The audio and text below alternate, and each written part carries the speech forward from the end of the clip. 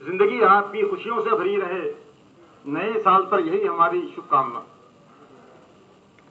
और ये शुभकामना तो मैंने आपको दिया हूं, लेकिन एक मैसेज भी देना चाहता हूं, और इस उम्मीद के साथ कि वो मैसेज को आप अपने साथ में ले जाएंगे। दिलों से मिटा दे पिछले साल की नफरतें, दिलों से मिटा दे पिछले वर्ष की नफरतें, और दीवार से पुराना कैलेंडर उतार दे। नया साल आता है तो नया कैलेंडर लगता है, पुराने कैलेंडर को उतार दिया जाता है। लिहाजा पिछले साल में जो कुछ हुआ उसको भूल जाए। नए साल की शुरुआत अच्छाई से करें, पुण्य से करें, नीतियों से करें। ये भगवान की, खुदा की बड़ी मेहरबानी है कि उसने हमें जिंदगी का ये साल इनायत फरमाया है। जो पिछले साल में हो चुका उसकी सुधारना हम कैसे कर सकते हैं, ये करने की हम कोशिश करें। ये देश, जिस देश में हम पैदा हुए हैं, ये जगत गुरु रहा है। इस देश ने विश्व को शांति का संदेश दिया है, और इस देश में पैदा होना तो मैं समझता हूं कि तीर्थ स्थान में पैदा होने के बराबर है। जब शांति का मैसेज ये देश देता है तो देशवासियों की जिम्मेदारी भी बनती है कि हमारे देश का नाम बुलंद रखने के लिए हम भी कहीं शांति, अमन का पैगाम लोगों तक पहुंचाए। अब रहा शांति और अमन, ये आसमान से टपकने वाली चीज तो है नहीं। अमन और शांति जमीन से पैदा होने वाली चीज तो नहीं है। ये हमको और आपको कहीं ना कहीं इसके लिए कोशिश करनी पड़ेगी। और जातीय स्थलों का ये प्रोग्राम पुलिस डिपार्टमेंट की तरफ से ये आयोजित किया गया है। मैं इन्हें मुबारकबाद देता हूं। जातीय स्थलों का ये हमारी आपकी जिम्मेदारी ज्यादा है। पुलिस तो कभी अमन का झंडा सामने लाती है, और अगर अमन का झंडा से पब्लिक ना माने तो फिर कानून का डंडा भी आ जाता है। ये हमारी जिम्मेदारी बनती है कि हमको कैसे रहना है। जातीय स्थलों का एक मरतबा एक टेलर ने एक सुई को अपने सर पे रखा और कैंची को पैर के नीचे रखा। लोगों ने पूछा कि टेलर साहब ये क्या मामला है कि आपने सुई को सर पे रखा है और कैंची को पैर के नीचे रखा है। वो टेलर ने लोगों को यह बताया कि ये सुई जो है ये जोड़ने का काम करती है, ये मिलाने का काम करती है, इसलिए मैंने इसको सर पे रखा है। ये कैंची काटने का काम करती है, तोड़ने का काम करती है, अब एक पार्ट को दो करने का काम करती है, इसको मैंने पैर के नीचे रखा है। जो जोड़ने वाले लोग हैं, चाहे किसी धर्म से उनका ताल्लुक हो, उनको अपना के रखो। बहुत बड़ा सरमाया है हिंदुस्तान का, जोड़ने वाले लोग, एकता वाले लोग, शांति वाले लोग, अमन वाले लोग। मैं समझता हूं कि इससे पहले शायद कभी देश को और हिंदुस्तान को अमन और शांति की इतनी जरूरत नहीं होगी जितनी आज हमको जरूरत है।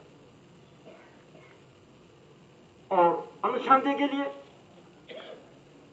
समाज को बदलने के लिए, अपने माशरे को, अपनी कौम को बदलने के लिए ये आसमान को बदलने की जरूरत नहीं, धरती को बदलने की जरूरत नहीं है, हवाओं को बदलने की जरूरत नहीं है, ये मौजों को बदलने की जरूरत नहीं है। हर इंसान अपने आप को बदले।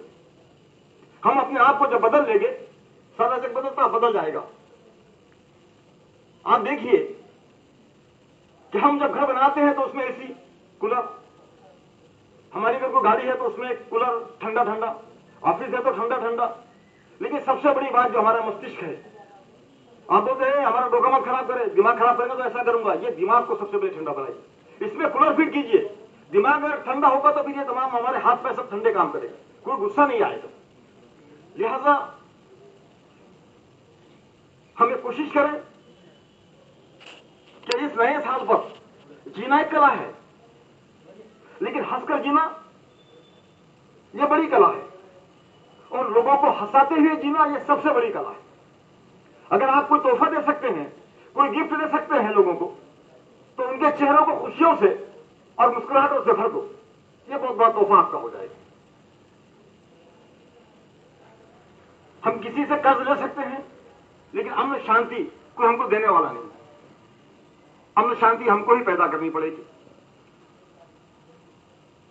और क्योंकि जमीन इस शहर की प्यासी जरूर है, लेकिन ये आग मांगती है खून की बरसात नहीं। और खुदा के वास्ते न दीजिए बारू गिने, ये लोग चाहते हैं अमन फिसादात में। लिहाजा फिसादात को कम करना है, बंद करना है, और अमन शांति को पैदा करना है। अब मैंने आपसे कहा, इसके लिए जैसे हम चाहते हैं कि लोग हमारी इज्जत करें, तो फिर हमको लोगों की इज्जत करना पड़ेगी। मैं चाहता हूं कोई मेरे साथ झूठ ना बोले, तो मुझे किसी के साथ झूठ नहीं बोलना पड़ेगा। मैं चाहता हूं कोई मुझे कारे ना बोले, गाली गलौज ना दे, तो फिर मुझे भी लोगों को गाली गलौज नहीं देना पड़ेगी। और मैं अगर लोगों को धोखा दूंगा तो ये इतिहास है, ये प्रकृति का नियम है कि धोखा देने वाला एक दिन जरूर धोखा खा लेता है। बड़ी प्यारी बात जहां से मुझे याद आ रही है, चाहे वो संत साधु की हो, धर्म गुरुओं की हो, अली मौलाना की हो या बुद्धिजीवी लोगों की हो, मैं आपके सामने रखने की कोशिश कर रहा हूं कि मुल्ला नसीरुद्दीन साहब एक दिन अपनी ससुराल में जाने की उनको सूझी, मलकापुर स्टेशन पे आए।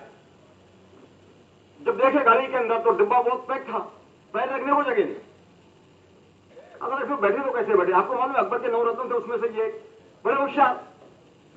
फौरन मार्केट में आए जल्दी से और वो चाबी भरने वाला एक सांप खरीदा जो 2-4-5 मिनट चलता है। उसने खूब चाबी भरी और उड़स वाले डब्बे में छोड़ दिया, चाबी भर के सांप सांप सांप। तो अभी हमारी तो ये ट्रेजेडी कि हम इंक्वायरी करते नहीं किसी चीज की। जब भी कोई बात आती है हम उस पर विश्वास करके उस पर एक्शन रिएक्शन शुरू कर देते हैं। जब भी कोई बात आए तो उस पर आप इंक्वायरी कीजिए, ये कहां तक सच है। जैसा सांप उसके अंदर गया, लोग फकर बोल किया, सांप आया सांप आया, सांप चला, क्योंकि सब डब्बा खाली हो गया। मुल्ला नसीरुद्दीन ने कहा कि चलो अच्छा हो गया, अब ये डब्बा खाली हो गया। फौरन उन्होंने बाकड़े के ऊपर अपनी चादर उधर डाली और आराम करने लगे। जब दिन निकलते निकलते प्लेटफॉर्म पे चाय वाले ने आवाज दिया, चाय चाय चाय, तो मुल्ला नसीरुद्दीन ने खिड़की से झांका, अरे बाबा चाय लाओ। बोले अरे बोले कौन सा स्टेशन है? चाय वाले ने कहा ये मलकापुर है। अरे बोले मलकापुर से गाड़ी तो 10 बजे चलती है, अभी तक तो मुझे बम्बई पहुंचना था, मलकापुर कैसे आ गया? अरे बोले साहब ये डब्बे में सांप निकल गया था तो ये डब्बे को डिस्ट्रेक्ट कर दिया गया। लोगों को धोखा देने वाला धोखे में फंस सकता है, इसलिए किसी को धोखा देने की मत सोचो। तो मैं समझता हूं कि बहुत ज्यादा यहां पर्वता बैठे हुए हैं। दूसरी बात यह है कि कोई मजहब गलत नहीं होता, कोई धर्म गलत नहीं होता, लेकिन जब उसके धार्मिक धर्म के फॉलोअर्स, उस पर अमल करने वाले, उसके मानने वाले जब गलत काम करने लग जाते हैं तो फिर धर्म बदनाम होता है। किसी त्योहार को ले लीजिए आप, चाहे वो मोहम्मद पैगंबर जयंती हो, चाहे दिवाली हो, नवरात्रि हो, इसका ताल्लुक एक धर्म से होता है। जब ये त्योहार अमन शांति के साथ पार पड़ जाते हैं तो हम बोलते हैं कि क्या बजात मजहब है, क्या शांति के साथ निकला है। और जब इसमें कोई गड़बड़ होती है तो उसका धब्बा कहीं धर्म पर भी लगता है। इसलिए ये धर्म का एक प्रतीक होते हैं, एकता का एक प्रतीक होते हैं। इसलिए हम अपने त्योहार जरूर मनाएं, लेकिन बहुत ही अमन शांति के साथ, किसी को कोई किसी किस्म की तकलीफ ना होने पाए। लोगों को बजाय जल्दी से अगर हम बहुत फौरन रिएक्शन में आ जाते, कोई एक आदमी चाहते हम 2 आदमी चाहते, मैं किसी से कम हूं क्या? कम कोई किसी से नहीं है, लेकिन हर धर्म जो है जब्त की, बर्दाश्त की तालीम देता है। मैं आपको एक उदाहरण बता दूं, नए साल के साथ साथ मोहम्मद पैगंबर जयंती सल्लल्लाहु अलैहि वसल्लम की हुई है। अभी एक मरतबा मस्जिद नबी मदीना मुनव्वरा के अंदर, मस्जिद नबीवी के अंदर आप सल्लल्लाहु अलैहि वसल्लम की, मोहम्मद पैगंबर सल्लल्लाहु अलैहि वसल्लम की मस्जिद के अंदर एक शख्स आया, यूरिन करने लगा, पेशाब करने लगा। आप सोचिए अगर कोई मंदिर में और मस्जिद में पेशाब करे तो हमारा रिएक्शन क्या होगा? फौरन हम डंडे लेकर दौड़ेंगे, हमारी मस्जिद में पेशाब कर रहा है, हमारे मंदिर में पेशाब कर रहा है। लेकिन मस्जिद नबीवी में पेशाब कर रहा है। उनके जो साथी थे, साहबे किराम थे मोहम्मद सल्लल्लाहु अलैहि वसल्लम के, वो उठे कि इसको हम रोके। आपने कहा कि नहीं, रुक जाओ, इसको पूरा पेशाब करने दो। और आज मेडिकल साइंस ये कह रही है कि अगर कोई इंसान पेशाब करता है, यूरिन करता है, तो उसको बीच में से आवाज देकर मत बुलाओ, उसको पूरा पेशाब करने दो। अगर उसका पेशाब रुक जाए तो बीमारी होने का अंदेशा। ये 1500 साल पहले मोहम्मद पैगंबर ने बता दिया कि पूरा पेशाब होने दो। जब उसका पेशाब हो गया तो उसको बुलाया गया। आपने कहा कि अगर कोई तुम्हारे घर में बैठकर पेशाब करे, यूरिन करे, गंदगी फैलाए, तुमको कैसा लगेगा? कहा कि ये कैसे हो सकता है, मेरे घर में मैं किसी को पेशाब करने दूं, गंदगी फैलाने दूं? कहा कि तुम्हें जब अपने घर में किसी को पेशाब करते हुए अच्छा नहीं लगता तो ये तो खुदा का घर है, इसमें आप पेशाब करो तो ये कैसे अच्छा लगेगा खुदा को? ये सुनना था कि फौरन वो मुसलमान थे।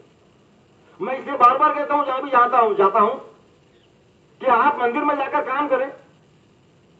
हमारे ओंकार बड़े सरपंच हमारे साथ में है वडनर के, वो मंदिर में जाकर काम करें तो लोग बोलेंगे वाह वाह बहुत अच्छा काम करे, तारीफ करेंगे। अगर जमील मास्टर जाकर के मस्जिद का काम करे तो मुसलमान बोलेंगे बहुत अच्छी बात है, मस्जिद का काम करे, लोग जरूर खुश होंगे। लेकिन अगर हमको खुदा को खुश करना है तो दुनिया वालों को, खुदा के बनाए हुए इन देवताओं को अगर हम इनके काम करेंगे तो यकीनन खुदा हमसे खुश होगा। मंदिर मस्जिद वाले खुश होना हो, लेकिन खुदा जरूर, भगवान जरूर खुश होगा, क्योंकि ये उसके बनाए हुए देवता हैं। लिहाजा आज हमको इस बात की जरूरत है कि हम अच्छा काम करने की कोशिश करें। आप कहेंगे भाई मेरे बस की बात है क्या, मेरे को क्या, मैं क्या इसको सुधार सकता क्या? लेकिन एक छोटी सी बात बता के मैं अपनी बात को खत्म कर दूं। ये एक जो है राष्ट्रीय एकात्मता जो है जातीय स्थलों का, ये ऐसा टॉपिक है, एक हवा के समान है कि इसको कहां से शुरू किया जाए और कहां खत्म किया जाए, समझ में नहीं आता। इतना बड़ा टॉपिक है, इतना प्यारा टॉपिक है, इतना मुबारक टॉपिक है, इतना मुकद्दस टॉपिक है राष्ट्रीय एकात्मता। क्योंकि मिलने जुलने की जो बात है, ये इंसानियत की सबसे बड़ा धर्म है इंसान का। इंसानियत ही सबसे बड़ा धर्म है इंसान का। फिर इसके बाद में पन्ना उल्टो गीता और कुरान का। नहीं तो कितनी भी गीता और कुरान आप पढ़ रहे हैं और इंसानियत आप में नहीं है, मानवता आप में नहीं है, तो मैं समझता हूं कि गीता और कुरान आपके कोई फायदे की नहीं। इसलिए आज मैं समझता हूं हिंदुस्तान के अंदर कोई भले ही कहे कि रोटी कपड़ा मकान एक समस्या है, मैं नहीं समझता कोई बड़ी समस्या है रोटी कपड़ा और मकान। कौन ऐसा है जिसके पास आज मकान नहीं है, खाने को रोटी नहीं है, पहनने को कपड़ा नहीं है? आज सबसे बड़ी समस्या अगर वो है तो कोई नैतिकता की समस्या है, इंसानियत की समस्या है। आज लोगों को मानवता की बात बताने की जरूरत है, इंसानियत की बात बताने की जरूरत है। और जब इंसानियत हमारे में आ जाए, आज हमको मंदिर के शिखरों के साथ साथ, मस्जिदों के मीनारों के साथ साथ, आज हमको मानवता को और हमारी इंसानियत को, हमारे चरित्र को ऊंचा बनाने की जरूरत है। तो मैं आपको एक मरतबा एक जगह आग लगी तो लोग आग बुझाने के लिए दौड़े। एक दरख्त के ऊपर चिड़िया भी बैठी हुई थी, एक बंदर भी बैठा हुआ था। चिड़िया फौरन उड़ी और नजदीक में दरिया था, नदी थी, जाकर के अपने चोंच में एक बूंद बूंद पानी, कतरा कतरा पानी लाया और उस आग पर डालने लगी। बंदर बैठा हुआ था, उसने कहा कि चिड़िया बहन, तुम ये क्या मेहनत कर रही हो? तुम्हारे इस बूंद बूंद और थेम थेम पानी से क्या ये आग बुझने वाली है? चिड़िया ने तो जवाब दिया, उसको साथ में ले जाइए आप। उसने कहा कि बिल्कुल, मैं समझ रही हूं कि ये बूंद बूंद पानी से, ये थेम थेम पानी से ये आग बुझने वाली नहीं है, लेकिन जब इतिहास लिखा जाएगा, जब तारीख लिखी जाएगी, जब ये आग की हिस्ट्री लिखी जाएगी, तो आग लगाने वालों में नहीं बल्कि आग बुझाने वालों में मेरा नाम आएगा। इसलिए मैं आपको, इसलिए काम छोटा भी है, छोटा मत समझो, अच्छा काम हमेशा बड़ा हुआ करता है। लिहाजा मैंने अभी कहा था आपसे कि अपने आप में सोच, अपने आप को आप बदल लें, कोई माने ना माने। अभी हम 500 लोग यहां बैठे हैं, अगर हम अपने आप को बदल लें तो यकीनन बहुत बड़ा संसार के अंदर चेंज आ सकता है। एक मरतबा एक शहंशाह ने ऐलान किया, एक टैंकर रखा, 5000 की आबादी थी, कहा कि हर आदमी इसके अंदर एक जग दूध लाकर डाले। 5000 की आबादी थी। सबसे पहले मैंने सोचा कि टैंकर में 5000 लोग तो दूध डालने वाले हैं, अब मैंने एक जग पानी डाल दो क्या फर्क पड़ता? मैंने जाके पानी डाल दिया। अब हर इंसान ने अपनी जगह ऐसी गलत सोचा, 5000 लोगों ने एक जग पानी, सब तो दूध डालेंगे, मेरे एक जग से क्या हो रहा? जब सुबह वो टैंकर, शहंशाह ने बोला लाओ टैंकर खोलो, टैंकर को खोला गया, देखा गया तो उसमें कहीं भी दूध का नामो निशान नहीं था, पानी से टैंकर भरा हुआ था। अगर 5000 में से 4000 लोग भी दूध, एक एक जग दूध डाल देते तो कहीं ना कहीं दूध का निशान, कहीं ना कहीं दूध का कलर उसमें आ जाता था। इसलिए अच्छाई का काम अगर हम कहीं ना कहीं करने लगे तो यकीनन हमारे माशरे में, हमारे समाज में, हमारे गांव में कहीं ना कहीं अच्छाई आ सकती है। लिहाजा जो कुछ मैंने आपके सामने कहा, बहुत कुछ शायद कह लिया मैंने, और मेरे पीछे भी कहने वाले लोग हैं, लेकिन मैं इतना ही कहूंगा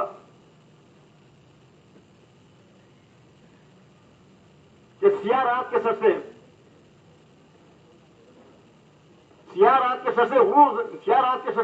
गुरूर निकलेगा, यकीन कीजिए। सियाह रात के सर से गुरूर निकलेगा, यकीन कीजिए सूरज जरूर निकलेगा। और तू अपने आंगन में और शब्दों कर चरागे वफा, फिर गली गली से मोहब्बत का नूर निकलेगा। हम अपने आप को सुनाना, ना कोई हिंदू, ना कोई मुस्लिम, ना कोई सरदार है, ना कोई हिंदू, ना कोई मुस्लिम, ना कोई सरदार है, सारी जनता मेरा परिवार। धन्यवाद, शुक्रिया।